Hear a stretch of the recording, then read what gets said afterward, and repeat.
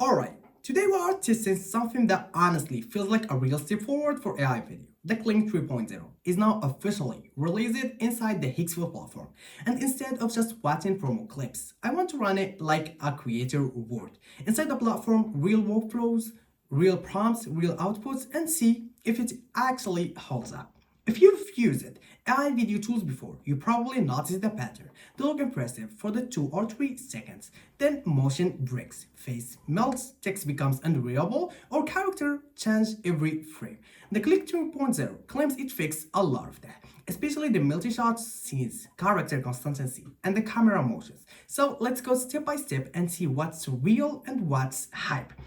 So now we are inside the Higgsfield platform, and the quick clarification, so nobody downloads the fake apps. This runs directly on the website, not mobile. Everything happens here in the browser, which is the Higgsfield.ai. The interface is actually pretty straightforward. You can go into the video creation, choose the Kling 2.0, and from there, you can generate using text prompts, image references, and even character or audio inputs. It's more like a production pipeline tool instead of just prompt box generator, which I personally prefer.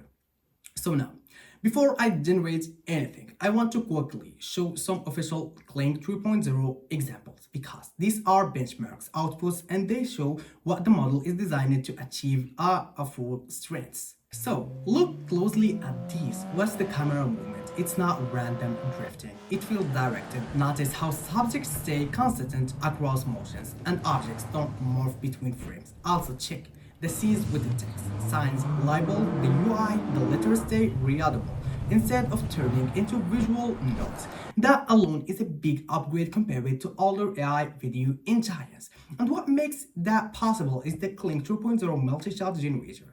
Instead of guessing frame by frame, it plans the scene structured and shot transitions, which is why clips feel more cinematic and less chaotic. And now, let's not just rely on our examples. Let's generate something live so you can see the real workflow and the timing. I'll start with the cinematic motion stress test, something that usually breaks the weaker models. I'm typing this cinematic tracking shot of a futuristic cyberpunk, streets at night, rain, neon reflections, a lone character walking toward camera, shallow depth or field, film lighting, smooth steady camera movement. And that's our prompt, so let's generate that.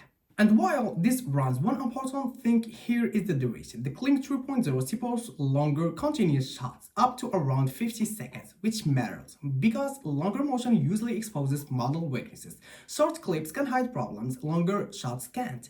Alright, as you'll see, this is the result, and yeah, you can see the difference. The camera movement is more stable, less floaty, and the environment holds structured instead of wrapping every second. The motion feels more grounded.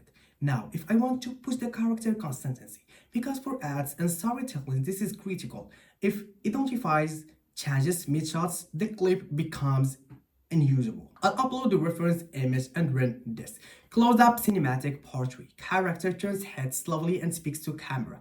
Emotional expressions, soft dramatic lighting, a shallow depth of field. And once I click generate, we have this massive result. What I'm checking here is the face stability, the expressions continually, and wherever the details stay locked during the movement.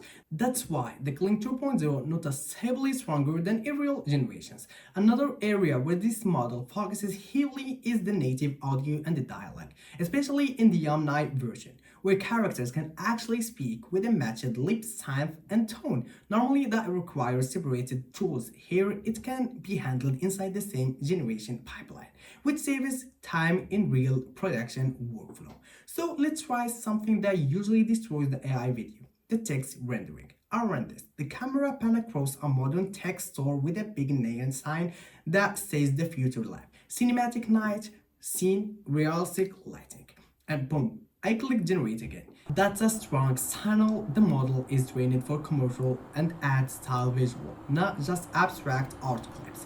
What I also like is how the Kling 2.0 handles actions and physics. Small practicals, fast motions, camera tracking, they feel more physically believable instead of liquid like distortion. So, in the practical term, where is this actually useful? This is a strong for the AI ads, cinematic shorts, product visuals, character scenes, UI, mock-ups, promo videos. Basically, anything where continually matters more than a just visual wow effect. So my honest take after testing the Kling 3.0 right now sits near the top tier for structured AI video generation. But because it's more controllable and more coherence across motion and shots, and that's what creators actually need. So, if you want to test it yourself, Higgsfield currently give access to the Kling 2.0 with an unlimited option on the premium plans.